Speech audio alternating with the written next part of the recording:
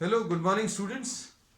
Today in 11th class mathematics, we are starting a new topic. New topic है बच्चों, normal form of the line. Normal form. ये बच्चों आज की class में यूज होगा, इसलिए अभी हम लोग इसको पहले कर ले रहे हैं because we were doing exercise 10.2 अभी हम लोग कर रहे थे. We had completed up to question number 4. आज क्वेश्चन नंबर 5 से स्टार्ट करेंगे, but we will be using this form in 7th और 8th क्वेश्चन. तो ये अभी हम लोग पहले कर लेते हैं. ये एक बचा था. Normal form of the line क्या होता है? इसमें आपको एक लाइन दिया हुआ है और ओरिजिन से बच्चों इसका परपेंडिकुलर डिस्टेंस दिया है. ओरिजिन से अगर आपने इस लाइन के ऊपर परपेंडिकुलर ड्रॉ किया तो ये परपेंडिकुलर डिस्टेंस दिया हुआ, और इसके बाद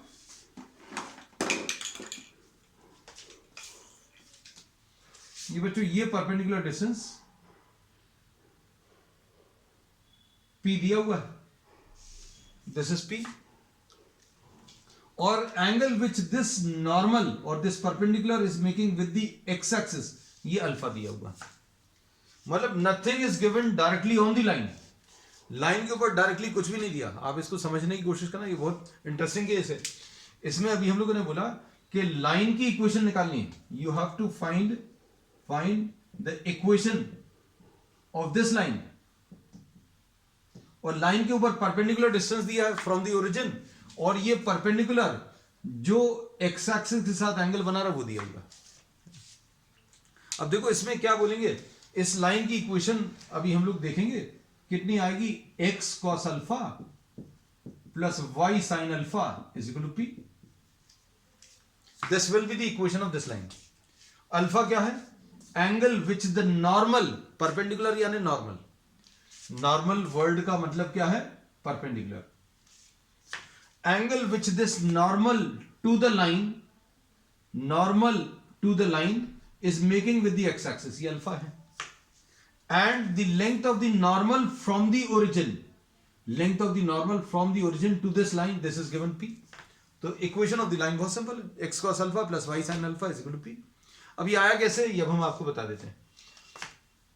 सपोज इसको अभी हम लोगों ने O लिखा, इसको अभी हम लोगों ने A पॉइंट लिखा, इसको B लिख लिया, इसको C लिख लिया. और अब हम लोग क्या करेंगे, यहां से एक परपेंडिकुलर ड्रॉ करेंगे. चलो ये अभी हम लोग बाद में ले लेते हैं. पहले स्लोप ऑफ OA निकाल सकते हैं. स्लोप ऑफ OA कैसे बताएंगे? इसका एक्स एक्सिस के साथ एंगल अल्फा है तो ये tan अल्फा आ गया. इसके परपेंडिकुलर लाइन है BC. स्लोप ऑफ BC ये बता सकते हैं. BC का स्लोप कैसे मिलेगा? Negative reciprocal of slope OA. OA का जो स्लोप है उसका नेगेटिव रेसिप्रोकल ले लो तो स्लोप ऑफ BC मिल जाएगा. तो ये कितना आ जाएगा? -1/tan alpha. क्यों? क्योंकि अभी हम लोगों को ये मालूम है परपेंडिकुलर लाइंस के लिए OA is perpendicular to BC. ये अभी हम लिखते जा रहे हैं बच्चों डिटेल में. OA is perpendicular to BC, मतलब slope of OA into slope of BC is equal to -1. Slope of OA into slope of BC is equal to -1. अब इसके बाद स्लोप ऑफ OA अगर निकालना है या स्लोप ऑफ BC अगर निकालना है तो slope of BC will be negative of reciprocal of slope of OA. ये बच्चों ये अभी हम लोग पहले की क्लासेस में कर चुके हैं कि दो लाइंस अगर परपेंडिकुलर है तो उनके स्लोप्स का मल्टीप्लिकेशन बच्चों -1 आता है. तो स्लोप ऑफ BC कितना आ गया? मिल गया. इसको अभी हम लोग थोड़ा सा और सिंप्लीफाई करके लिख लें तो इसको अभी हम लोग minus cos alpha upon sin alpha ऐसा लिख सकते हैं. अब इसका स्लोप पता चल गया. पहली चीज इसकी पता चली क्या? स्लोप इसका माइनस कितना? cos alpha upon sin alpha. अब इसके बाद नेक्स्ट अभी हम लोग क्या कर सकते हैं?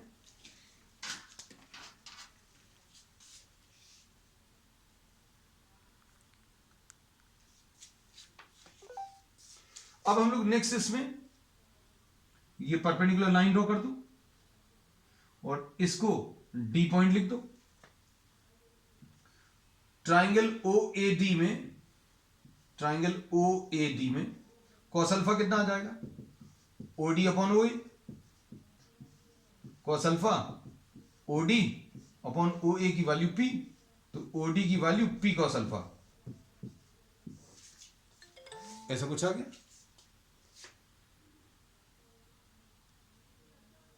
अब इसके बाद साइन अल्फा कितना आ जाएगा, sine alpha will be AD upon O ए,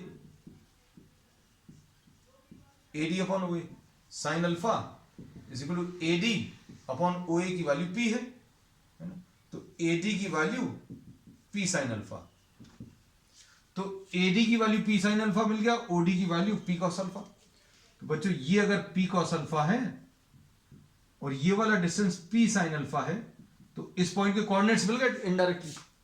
कैसे? इस पॉइंट के कोऑर्डिनेट्स, ये वाला एक्स वैल्यू रहेगी, ये वाली वाई वैल्यू रहेगी, तो this point will be having coordinates P cos alpha and P sine alpha. A point के कोऑर्डिनेट्स मिल गए। अब आपको इस लाइन की इक्वेशन निकालनी है। इस लाइन के ऊपर आपको एक पॉइंट मालूम है और इस लाइन का स्लोप भी मालूम है। You know the point and you know the slope. जिस पॉइंट से ये लाइन पास हो रही है उसको अभी हम लोग x1 y1 लिखते हैं।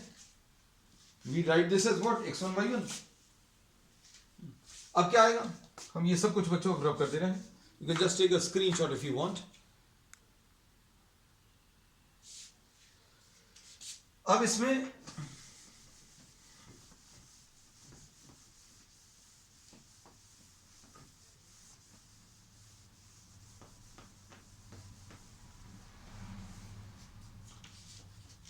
y minus y1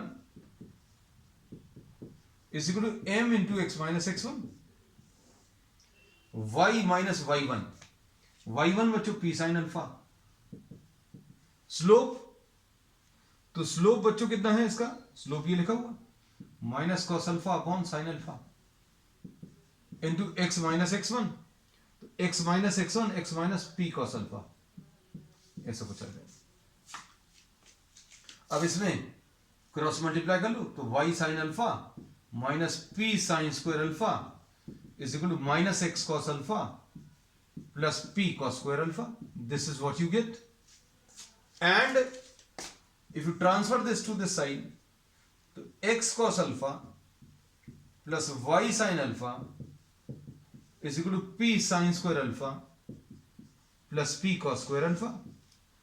So we say that x cos alpha plus y sin alpha is equal to p sin square alpha plus cos square alpha, ऐसा कुछ मिलेगा। तो क्या आ जाएगा, x cos alpha plus y sin alpha is equal to p. This is what you get finally. अब इसमें यही अभी हमने बताया था कि equation of the line is x cos alpha plus y sin alpha is equal to p. इसमें alpha क्या है याद रखना, alpha is the angle which the normal is making with the x axis, और p क्या है, the perpendicular distance from the origin. चलो अब इस पर बेस्ड आज प्रॉब्लम एक आने वाला है आज की क्लास में, लेकिन अभी हम लोगों ने derivation as usual we generally try to do it in the beginning of the class. अब क्वेश्चन नंबर 5 से शुरू कर रहे हैं। We had completed up to question number 4, so we start our class with question number 5। Question number 5 देख लो।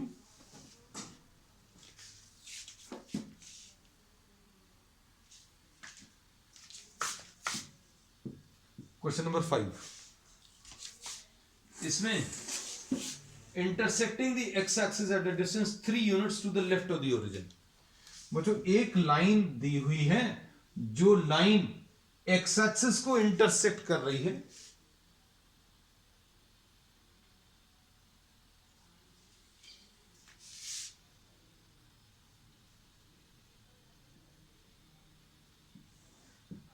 X axis को intersect कर रही है at a distance of 2 units from the origin, intersecting the x axis at a distance of 3 units from the origin, 3 units from the origin. और इसका slope कितना बच्चों, slope -2 है। हमने स्लोप देख लिया था बच्चों, स्लोप नेगेटिव है, स्लोप इसका -2 है। तो राइजिंग जो लाइंस हैं ऐसी कुछ लाइंस हैं उनके स्लोप बच्चों पॉजिटिव होते हैं, है ना।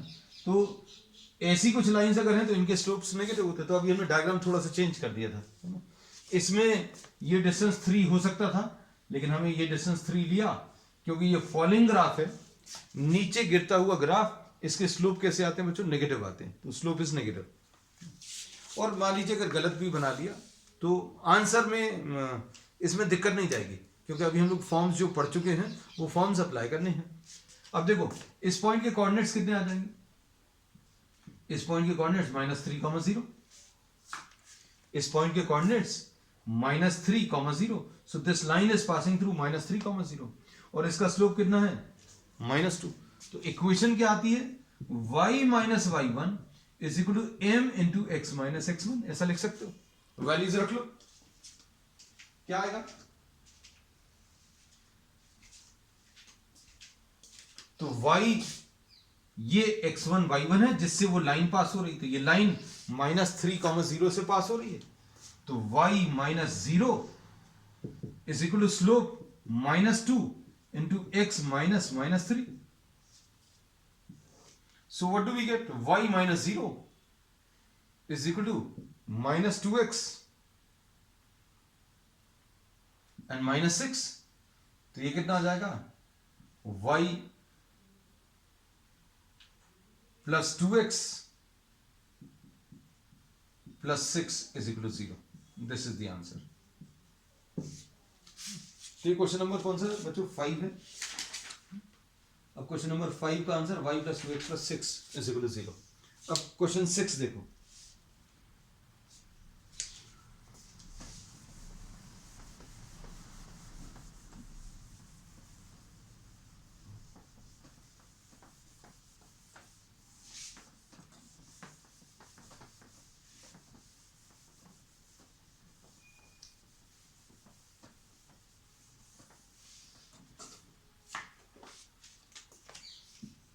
Question number 6, intersecting the y-axis at a distance 2 units above the origin, 2 units above the origin, ये लाइन जो है 2 units above the origin है ना, and making an angle of 30 degrees with positive direction of x-axis।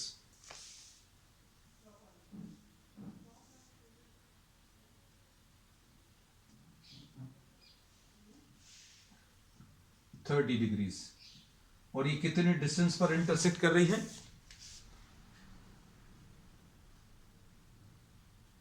Intersecting y axis at a distance of 2 units above the origin, origin से ऊपर कितना 2 units.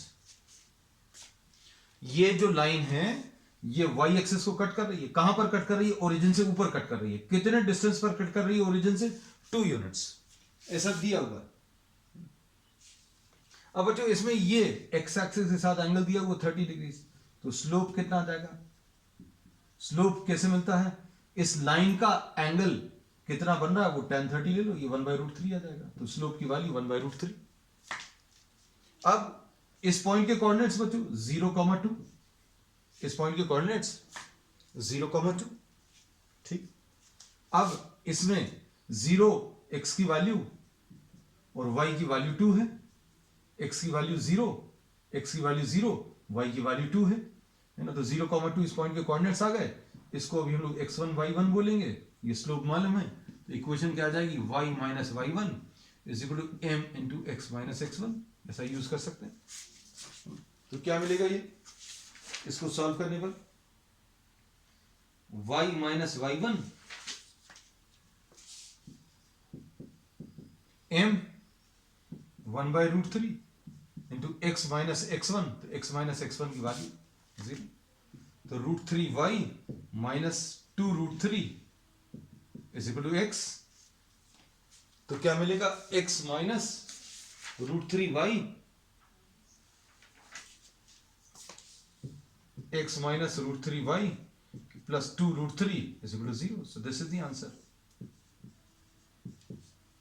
इसमें एक और चीज यूज कर सकते थे, एक और चीज कौन सा यूज कर सकते थे, हम आपको पॉसिबिलिटी सारी बताते हैं, क्या y = mx + c, ये यूज कर सकते हो क्या, m कितना है m1/√3। c क्या होता था, याद रहना चाहिए बस ये है, c होता था y इंटरसेप्ट। तो y एक्सिस पर कितना पोर्शन कट कर रहा है, ये ओरिजिन से, ये 2 है तो बच्चों ये 2, तो ये इसका आंसर आ जाएगा। देखो जब सेम आ रहा है क्या, √3y perfectly okay is equal to x plus 2√3 है ना, तो ये कितना आ गया, √3y is equal to x plus 2√3, बिल्कुल परफेक्टली सेम आ रहा है ना। तो this is also, this can also be used. ये क्वेश्चन नंबर 6 है।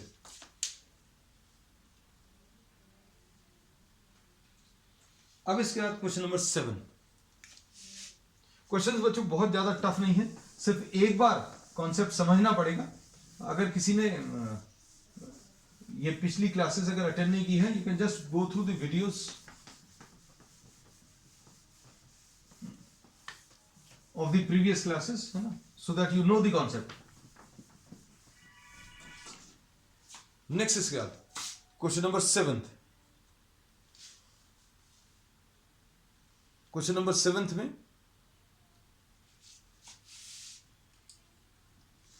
passing through 2 points,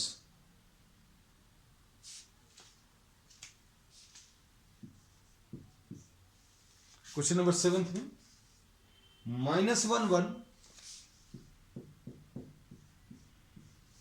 and 2 -4,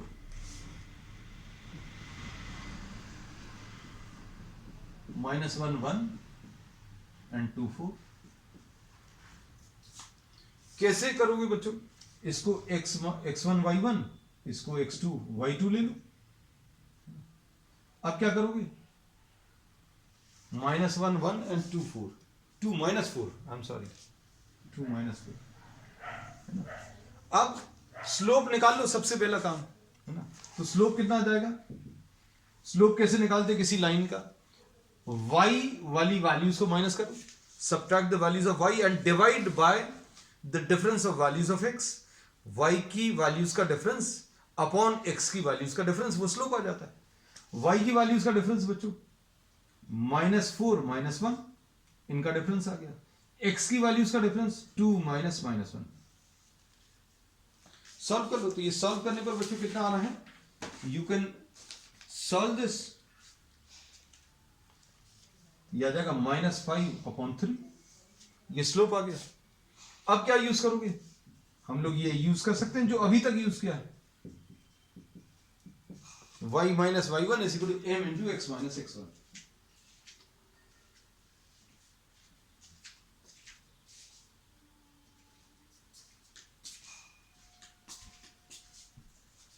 अब देखो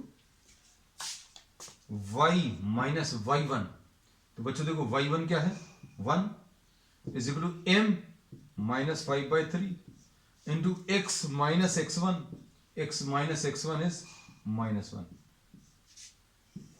तो ये आ जाएगा y - 1 is equal to -5/3 into x + 1। This is what you get. अब इसके बाद क्या मिलने वाला, y - 1 इज इक्वल टू, ये 3 को इधर मल्टीप्लाई कर लें, is equal to -5 into x + 1, तो यह आ जाएगा 3y - 3 is equal to -5x - 5, तो 3y + 5x is equal to 3 - 5, तो 5x + 3y is equal to -2, और 5x + 3y + 2 is equal to 0। This is the equation. तो ये कितना आ जाएगा, 5x + 3y + 2 is equal to 0। So this is the answer. अब question number 8, question number 8 देखो, this is based on normal form. Normal form जो आज अभी हम लोग ने स्टार्टिंग में किया था उसी पर बेस्ड है।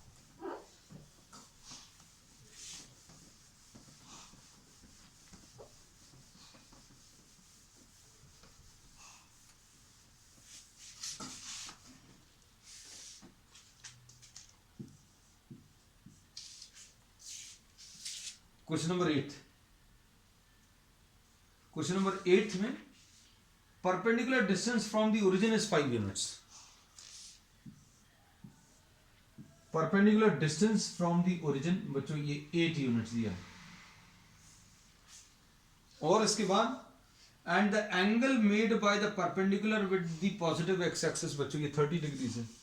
ये जो परपेंडिकुलर इस लाइन के साथ, इस लाइन के ऊपर जो परपेंडिकुलर है वो एक्स एक्सिस के साथ 30 डिग्री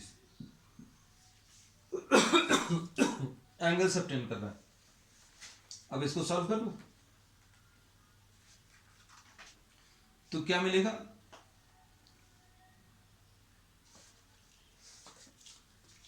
इक्वेशन क्या आती है, x cos alpha plus y sin alpha is equal to p।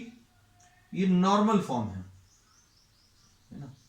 इसमें p क्या है बच्चों, ये p है, ये अल्फा है। वैल्यूज सब्स्टिट्यूट करो,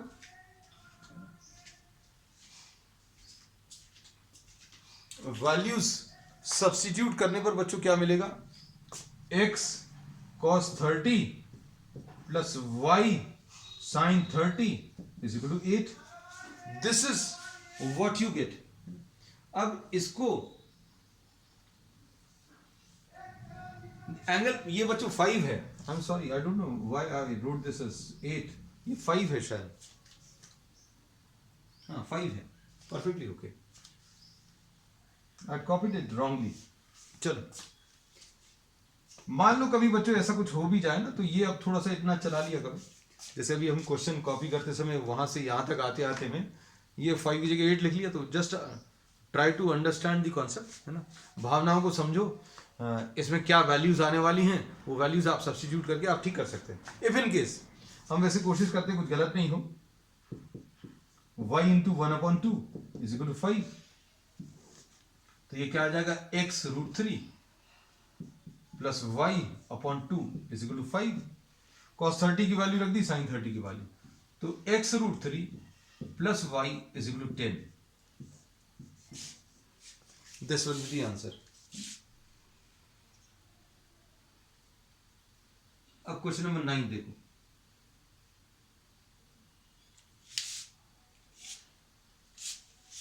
क्वेश्चन नंबर 9 में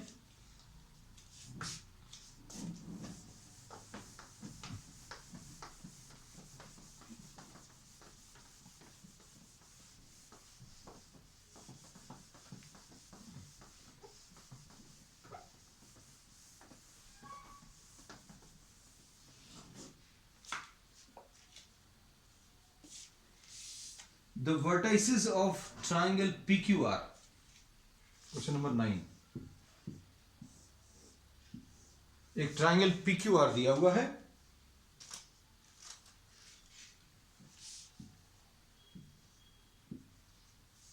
और इसके कोऑर्डिनेट्स दिए हुए हैं P21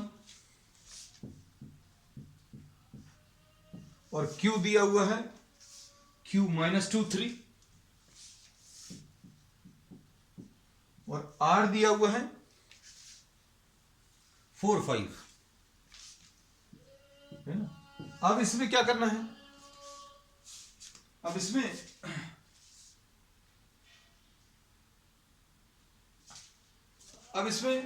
हम लोगों को क्वेश्चन में क्या पूछा है, find the equation of the median through the vertex R। आपको मीडियन थ्रू R जो है उसकी इक्वेशन निकालनी है। तो मीडियन क्या होता है बच्चों, सामने वाले साइड का middle point M।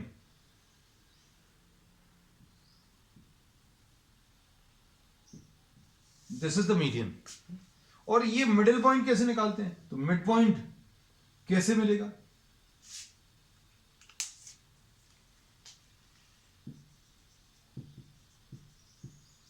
Mid point of PQ,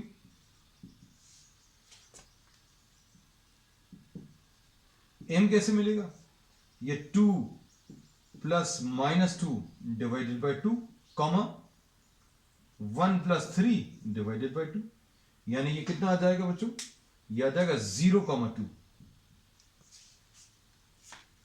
अब आपको किसकी इक्वेशन निकालनी है, इक्वेशन ऑफ RM मीडियन। इसमें R कितना है 4, 5 और M कितना है 0, 2।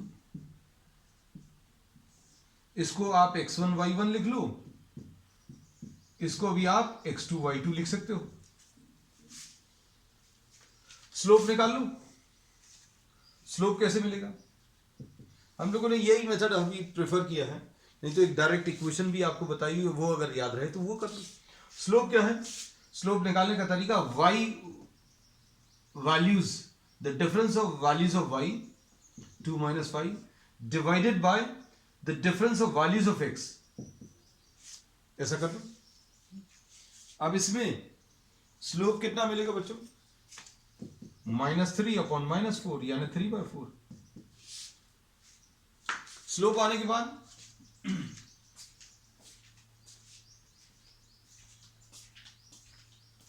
क्या करेंगे? y - y1 = m × x - x1, ऐसा लिख सकते हैं। y - y1 5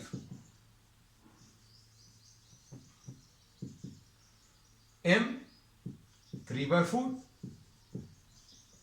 x - x1, x - x1 is what? 4। अब ये कितना जाएगा? y - 5 into 4 is equal to 3 into x - 4।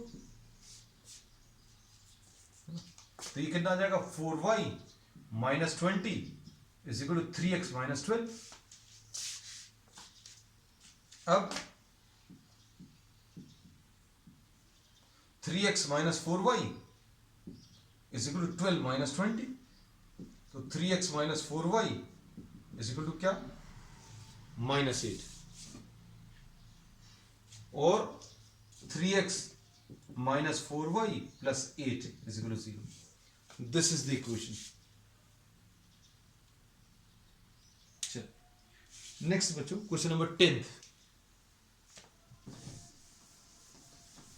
अब बच्चों देखो, टाइप ऑफ प्रॉब्लम्स थोड़ा थोड़ा चेंज होता जा रहा है। अब आपको सीधा सीधा फॉर्मूला नहीं है, थोड़ा सा एप्लीकेशंस आते जा रहे हैं, है ना। अब इसमें क्वेश्चन नंबर 10 में just try to understand what is given and what is to be found out. अब क्वेश्चन नंबर 10 में किसी एक पॉइंट से लाइन पास हो रही है, line is passing through a point.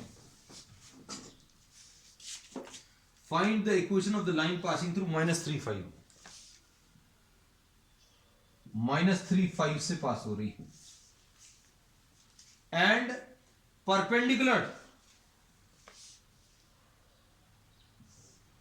perpendicular to what? Perpendicular to 2, 5 and -3, 6.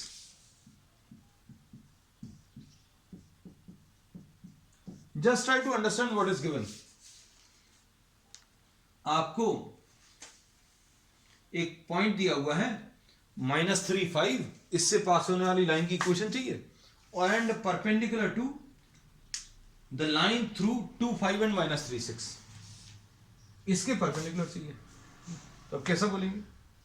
Suppose इसको A B बोला, है ना। हमें इक्वेशन किसकी निकालनी है? You have to find out the equation of C D. Equation of C D निकालते हैं। अब इसमें देखना, स्लोप ऑफ ए बी निकाल लो। स्लोप निकालने का तरीका बच्चों अगर आप फॉलो करो, जैसे कई लोगों ने अगर क्लासेस नहीं भी अटेंड की हो तो भी अभी हम वही चीज बार बार रिपीट कर रहे हैं। स्लोप अगर ए बी का निकालो, सिंपल तरीका है, y वाली वैल्यूज को माइनस करो, फिर इसको डिवाइड करो, ये कितना आ जाएगा? 1 divided by -5। Slope of A B आ गया। परपेंडिकुलर लाइन, ये भी आज दूसरी तीसरी बार यूज हुआ है। स्लोप ऑफ सी डी अगर चाहिए, this is perpendicular to C D is perpendicular to A B, तो slope of C D into slope of A B ये -1 होता है। परपेंडिकुलर लाइंस के स्लोप्स का product of the slopes of perpendicular lines is -1। तो A B और C D perpendicular है, इसलिए ए बी और सी डी के स्लोप्स का मल्टीप्लीकेशन बच्चों -1। तो स्लोप ऑफ सी डी कितना आ जाएगा? Negative of slope of negative of the reciprocal of slope of A B, -1 upon -1/5, minus minus cancel, 5 आ गया। सी डी का स्लोप मालूम है, और सी डी किस पॉइंट से पास हो रहा है? तो सी डी बच्चों इसमें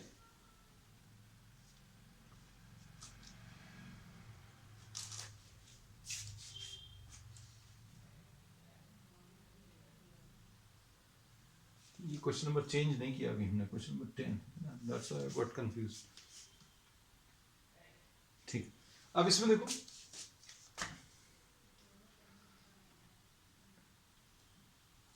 इसका स्लोप सी डी है, एम सी डी, तो हम लोग क्या बोलेंगे, ये x1 y1 है, ये x1 y1, और ये स्लोप बच्चों इसका 5 है, तो y minus y1 is equal to m into x minus x1। y minus y1 कितना है बच्चों? 5। स्लोप कितना है? स्लोप भी 5 है, into x minus minus 3। Solve कर लो, तो y minus 5 is equal to 5x plus 15। इसको सॉल्व करने पर बच्चों क्या मिल जाएगा? 5x minus y plus 15 plus 5 is equal to 0, यानी 5x minus y plus 20 is equal to 0। This is the answer. तो बच्चों आज के लिए इतना ही। We will continue with the remaining part of the exercise on the next time. That's all.